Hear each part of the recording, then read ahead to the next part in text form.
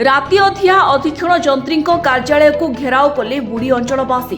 गत एप्रिल 22 तारिख दिन छेलीगढ़ विस्थापित बुड़ी अंचलवासी निजर हक पाई 15 दफा दाबी नहीं छेलीगढ़ हाटपदा ठारे रास्ता रोक करथिले, जहा फल 326 नंबर जातीय राजपथ संपूर्ण भावे ठप होई पड़िथिला एवं से दिन जिला प्रशासन प्रतिश्रुति पाई बुड़ी अंचलवासी आंदोलन ओहरिथिले। प्रशासन सेही प्रतिश्रुतिटी हेला जे पर्यंत बुड़ी अंचलवासींकर दाबी पूरण होइनी से पर्यंत छेलीगढ़ जल प्रकल्पर कार्य बंद रहिबो। किंतु आज बेआईन भावे जल प्रकल्प अधिकारी नेतृत्व में डेम कार्य आरंभ करिसेंती।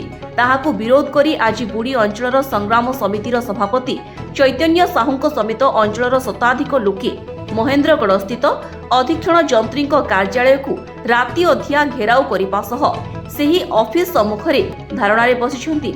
तेबे बुड़ी अंचल संग्राम समिति सभापति श्री साहू जल प्रकल्पर अतिरिक्त मुख्य जंत्री श्री वीरेंद्र कुमार जगतंक सह फोन रे कथा हेबा परे प्रतिश्रुति देई आंदोलन ओहरी जिबा पई अनुरोध करथिले।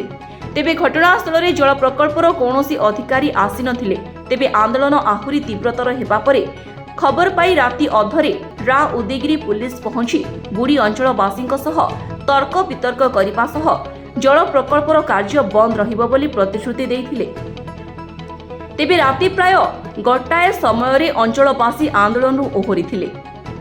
मोहनारू अंशुमान पंडांक रिपोर्ट, स्वास्तिक न्यूज।